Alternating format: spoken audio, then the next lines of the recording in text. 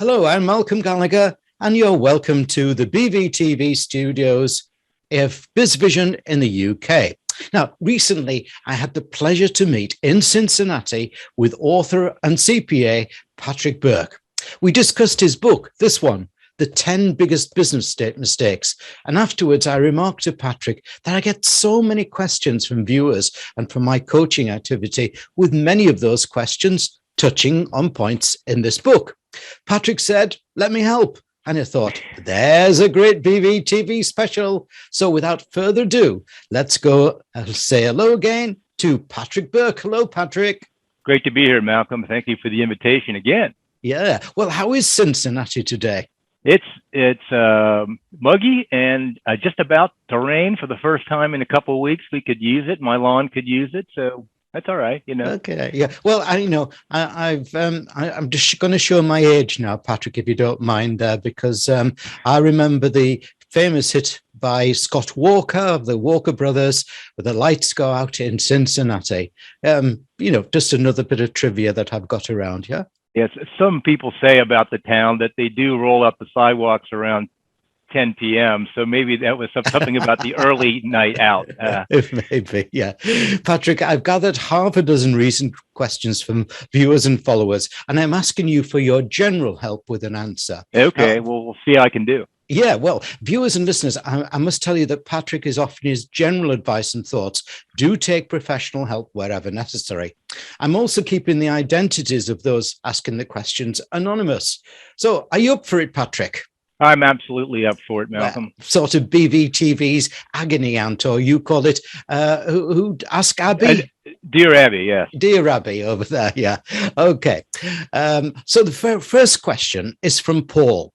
And he says, my construction business has been going well for 3 years, but I'm not getting the bigger jobs, which I think I need to go for. I'm making a decent profit at the moment, but feel I could do better going for bigger jobs. Should I be thinking bigger, or is that a mistake at this time? Well, I always think thinking bigger is going to make you get bigger, but that's just thinking big is the beginning of the equation. You have to have the finances available to sort of, often we see with construction clients, there's bonding requirements. The bank may say, wow, we really need to have retained earnings of, at least 4 times what your debt is. And making sure that you've got those situations well in hand before, you try to bid on a larger job. And and I think it's also getting your reputation built with the smaller things. I think that the bigger things will automatically sort of, I'm not necessarily one that believes in the old adage, if you build a better mousetrap, people will beat a pathway to your door. But I do feel like, reputation, particularly in the construction and the trades, is very important. And you want to make sure you are very successful at the small things before you try to move up market. I also think that depending on how small Paul's business is, but if he's chief cook and bottle washer, so he's doing the selling as well as the all the necessary work associated with his business, it's tough to sell and do. So I find this a lot with companies that just start and they'll get their first big assignment and they'll be going great guns and calling me and telling me about it. And I said, well, where's the next one coming from? And they said, well, the next one, I'm spending so much time on this one, I don't have time to think about the next one. So that's usually when you need to expand your workforce. And even if you're particularly good at sales, maybe you hand over some of your administrative functions to someone who maybe is better at that than you are, and let you go try to sell the next bigger gig, if you will. Yeah. So in other words, flatten out rather than the peaks and troughs of business. But, yeah, I think it's very difficult to do, and then sell, because what happens then is, your people fall in the category of being out of business for months at a time. And I think that's very difficult.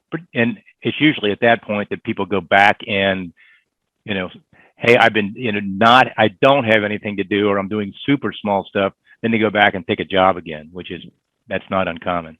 Great. Thank you very much indeed. I'm sure Paul will be delighted with that advice. Now, the next is Christina. And Christina says, my 10-year-old home furnishings design business has survived the COVID pandemic well, but I've had to work so hard, I'm exhausted and thinking, as I've turned 60, should I sell the business? What's the best time or the worst time to sell a business?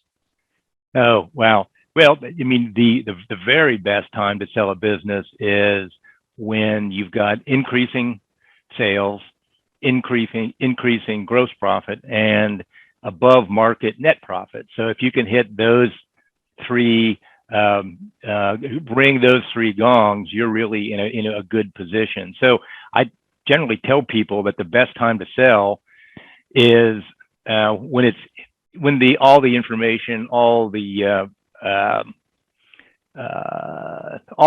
you've done is easily transferable to the next person. So if you've got the processes and the metrics and all your suppliers set up and everything is all as slick as it could be, that's the time to sell. If on the other hand you don't have all that in tow, then you need to sort of do what I call a pre-due diligence checklist. So you have to ask yourself the same questions that you believe a buyer is going to ask. And if you can answer those in the affirmative, then that's fine. If you can't, then it's time to go back to the drawing board and let's get it to the point where the buyer can see themselves in the position of running the company without knowing everything it is that you know today. And that's very difficult. But the fact that she's weathered some storms indicates that she's got some sustainability. Most people, obviously that's a critical piece, being sustainable. But most people also want to make sure, and this is true of, and this is probably the problem with home businesses maybe, is they want to make sure it's scalable. And if it's too much of you, and it takes a person just like you to run the company, then the universe of buyers is fairly small, perhaps, and then that would bode that you're not going to get a great price. Yeah. Now, do you think then she should go for a clean sale? In other words, she exits completely, or a gradual move away sale? That's a very interesting question, and I think most buyers of small businesses, particularly, and I'm assuming this is a rather small business, are very interested in keeping the owner around for some period. They probably, I would say, they overestimate the need for that person, and they might. I mean, I've had people say, "Gee, won't they stay around for 5 years?" And it's like, well, of course not. If they had 5 more years, they wouldn't be selling. I would say, in general, what I see is that the owner, the previous owner, will agree to stay for a year, and usually by 6 to 9 months, the buyer's like, I've had enough of this, and I'll pay them for the rest of the year, but I don't need any more help. Yeah, I can understand. Yeah, because Christina's had this baby for 10 years, and it's hard to let go, isn't it? It's very hard to let go, and baby is the far more analogous than maybe you would think. I know you know that as a business owner. I mean, it becomes part of your identity. So it's very difficult to see. It's just like selling your house, and you go in and you see that somebody's torn the whole thing apart, that it was your dream house, and now it's like, wait a minute. It's like looking into somebody's baby carriage and saying that your baby's not good looking. It's just, well, wait a minute, that baby is great looking, right? Yeah, I take that analogy as well, because I've never gone back to any house that I've ever lived in, and my wife might be said, "Oh, let's just drive around there, and have a look at our house." Nope. Nope. It's going to be painful, that's for sure. Of course it is, yeah. Somebody's done the garden better than me. Yeah, that's right. That's right. And they painted it that color? Oh, my. Yeah, no. Let's move on, dear Patrick, or dear Abby, to our next question. Now, this is from Justin. And Justin says, my IT consultancy business, and he's is a lot involved with putting systems into businesses. My IT consultant business is slowly growing. I'd like to grow it much faster to give me stability. A colleague suggested I partner with a similar business so we can both tender for bigger jobs. Does partnering really work, and what are the dangers? Oh my. So I wrote a whole book on this, and the book is called There Is No Us in Business. Yeah, of course, there is us in business. In general, my experience with business partnerships is they don't work. And they don't work for a lot of reasons. And what I tell people is, if you need a skill to operate your business and you can buy that skill with cash, then do it. The idea of offering someone a partnership in your business for a skill that you could buy is generally a very poor trade. And now this situation is somewhat different in that there might be, hey, we create some scale because there's two of us now. That's good. However, if it's just scale and you could get scale by hiring another contractor or another employee, that's a much easier way than saying, I'm going to split profits with you ongoing. And that's sort of the second thing that generally happens is, if a business is really going great guns, then it's usually, and I'm, almost without fail, it's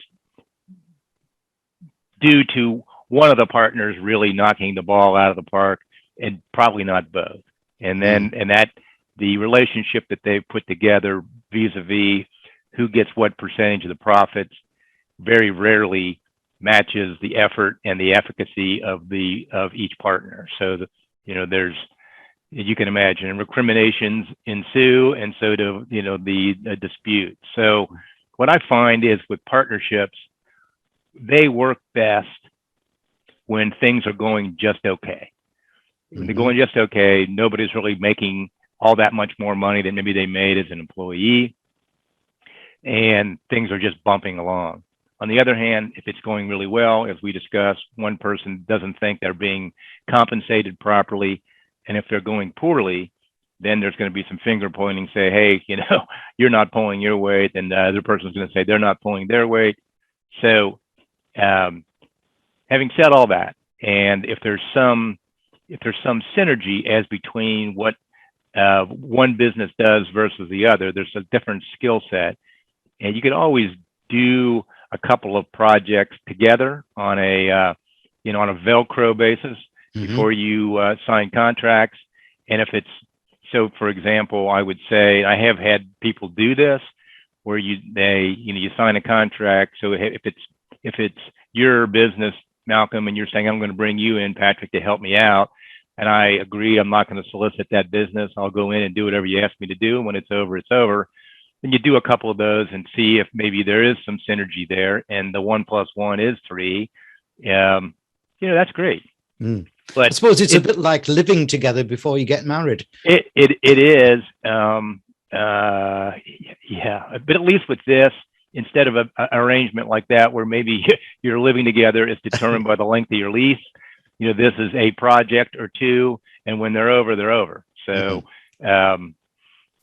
unlike those arrangements where it's kind of hard to decide who gets the record collection and the cat, right? I know. Yeah. Well, I'd always keep my Roy Orbison collection. It's mine. But listen, I think that's extremely, extremely sensible advice. Just try it a little bit, because I think too many people running to collaborations or partnerships thinking it's going to be rose-colored all the way.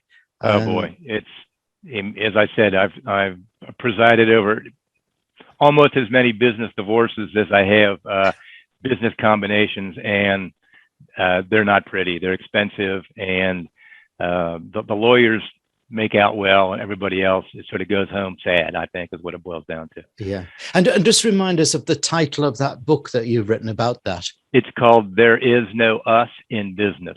So USIN. So obviously there is a USIN in business. So I'll send you a copy. It's available on Amazon. it's funny. I had a friend pull me aside shortly after the book came out, and he said, well, why didn't you tell me this 15 years ago when I was getting into business with Tom? And I said, 15 years ago, I didn't know to write this book. So it wasn't like I was holding back advice, but knowing what I know now and what I know about you and what the guy you partnered with unsuccessfully, I wouldn't have let you do what you did. And he said, well, past consideration is no consideration. I'm with you. I know, yeah. Sorry. Now, Patrick, before I ask you the next question, I'll just remind people of your URL, your website, which viewers you can see on the screen behind me. But for listeners, is all the W's, Burke, BURKE, CPA.com, BurkeCPA.com. Your book is called The 10 Biggest Business Mistakes and How to Avoid Them, and it's published by Wellspring. And I noticed on the book, the other 3 books you've written, Exit, Velocity, Accelerate, and there is no Us in Business. So this one is the one to get, The 10 Biggest Business Mistakes and How to Avoid Them. Now, Thank you, Patrick, time for your next BVTV agony aunt question. All right. Dear Abby. Right, okay. So it's from Beverly this time. Now, Beverly says, the COVID pandemic has really hit our small restaurant hard, with debts high and unpaid rent looming over our heads. My business partner, Denise, so Beverly's business partner, Denise, wants us to close the business. I feel that we put so much into it over the last 5 years and that there's a start of an upturn in business. What should I be thinking about in order to come to a close or a not to close decision? Wow, that is luckily here in the U.S., there's been a tremendous amount of assistance being given to restaurant owners if they've been able to keep them open, and not only from the federal government, but the state government and even local governments. And actually, some of our restaurant clients are probably in the best position they've ever been in if things stay open. Now, if this Delta variant has us back into the closed thing, that all bets are off. Here's what I would say about that, and I think it's in one of the chapters in my book is entitled "Close Too Late," and that is, I closed my business too late. And the number one reason I've seen people in that mode is a phenomenon known as sunk cost bias, and we all have it. And it's not only sunk cost in terms of maybe money, but it might be, I know I've been through this with some of my adult kids. Well, I've got a lot of time and effort in this relationship, and I think maybe I should continue it. It's like, well, the time and effort you put in so far is sort of the burnt steak. There's nothing you can do about that. So you have to look at everything as I would in this situation, just saying, hey, let's just look at this as though we were a startup. And the money that we put into it is, we can't get that back. It's sunk costs. Let's not be biased by the fact that we have X dollars or X pounds in the deal. Let's look at it from the standpoint of where would we be with this business if we were going to start it tomorrow. And if we think the business is on the upswing, and further, if you're not in a situation where you've got a number of high amount of leverage, you don't have a lot of debt, and you think business is on the upswing, that's fine. If, on the other hand, the only reason that you're considering keeping it open is because of the money that you sunk in it in the past, that's not a good reason to stay. The sunk cost is no reason to stay in business. The only thing that's important is what happens tomorrow, not what happened yesterday. Yeah. I suppose, again, there's also that emotional thing, back to the baby syndrome we were talking about beforehand, isn't there? Well, yeah. And it's like, how could I be wrong? I'm not wrong. And I think there's, in the book I discuss, I got into a couple of businesses that I had absolutely no business being in. One of them was a rent to own business. And I really thought I had a better way of getting rental units out to, I thought apartment managers would be very effective at renting furniture and televisions and refrigerators to their tenants.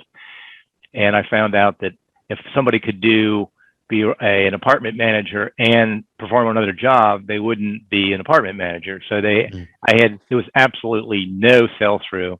So my whole reason for getting into the business blew up in the first 6 months.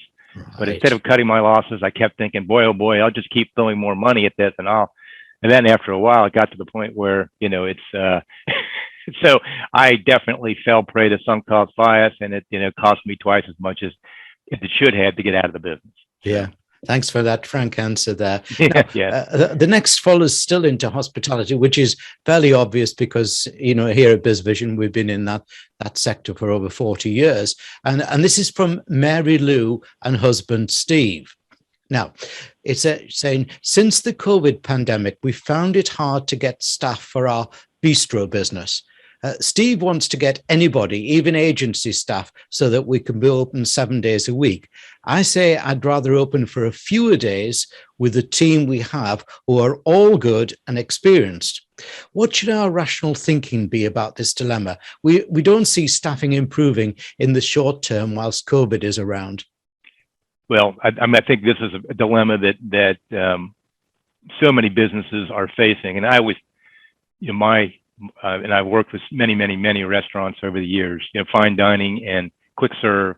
And when you think about how hard of business it really is, because everybody is practically, except for the cook and the dishwasher, are front facing, right? So you're dealing with the public, with somebody who you may have started today. And actually, my wife and I had a very negative situation over the weekend at a restaurant. You think, I won't hold the restaurant responsible for this one poor server, but it does leave an impression, right? Mm-hmm. So this is how I would analyze that. I mean, your bistro has a brand, and the brand, as I always tell people, what is a brand? A brand is a promise, and the promise is that this experience you're going to have when you come into my bistro is at X level. And the food is going to be like this, the service is going to be like this, the drinks are going to be served on time, whatever it is that you have been known for, and people are using or used to read the type of service they're getting at your business is what they expect the next time. And if you're risking that with temporary people who can't possibly deliver at that level, I would never risk my brand over that. I'd rather, and I would tell patrons that, hey, we would like to be open more, and we'd like to serve later hours. We just can't get the staff. And actually, we've got a couple of clients that have just decided we're just not going to be open Monday, Tuesday, or Wednesday. We'll be open Thursday through Saturday, and we can get staff to do that. And their attempts at opening more hours with a lesser group of employees, if you will, has just not worked out. It's just been more trouble than it's worth. So I think I would protect the brand and be open less often, and not try to expand hours with people that you can't vet and train the way you have with your existing staff. That's excellent advice. And I must tell you, Patrick, strangely enough, we'd got obviously Mary Lou's in, but my wife, Kim, runs Victorian tea rooms, and she had decided to do the same thing. And rather than losing out, the other day, she did quadruple what they were doing beforehand. So, wow. Yeah, that's pretty good. And she's been managing that, double or treble all the way along, only opening 4 days a week instead of 7. So really, in those 4 days a week, she's doing way over what they used to be done in a 7. Yep. And she's been true to her brand, which is the important thing, right? Protect the brand, using staff, but maintaining consistency of customer experience. And I think critical. That's basically what you were also saying to Mary Lou as well, wasn't it? And Steve. Absolutely. Yeah. Mary Lou, stick to your guns. Stick to your guns, right? And final question. My friend Jake and myself, this is from Dave, by the way, from Dave. Okay. My friend Jake and myself want to open an emergency home repair business. So it's not yet open. They want to open an emergency home repair business. We're both skilled in plumbing, electric work, roofing, and other things. So we feel we can take on most jobs. However, we want to charge a premium price for the work, as we'll basically be there to do out of hours call outs, irrespective of the day, time, or weather. I'm the cautious type, and I like to have prudent projections in things like finance. But Jake feels that the market is wide open and that we shouldn't waste time doing such figures, especially as we're not borrowing any money to get started. Dave says, this doesn't sit comfortably with me. What do you advise on how I move forward, or how I handle Jake? Well, I agree with Dave. The idea that you're going to sort of wing it once you get involved in the business, I'm not saying it can't work, but it rarely does. And the fact that they say they're not going to borrow any money, that's fine. However, often the case is that while you don't expect that, if you grow, I'll put this in quotes, too quickly, then you may need money to finance. Perhaps it's not just the two of you. Suddenly you got a fire restoration job or something that's not just a simple home repair, and you need more people, and you got to pay payroll, and you've got, I know a lot of that type of repair is done through insurance proceeds, and insurance people don't necessarily pay you cash on the barrelhead.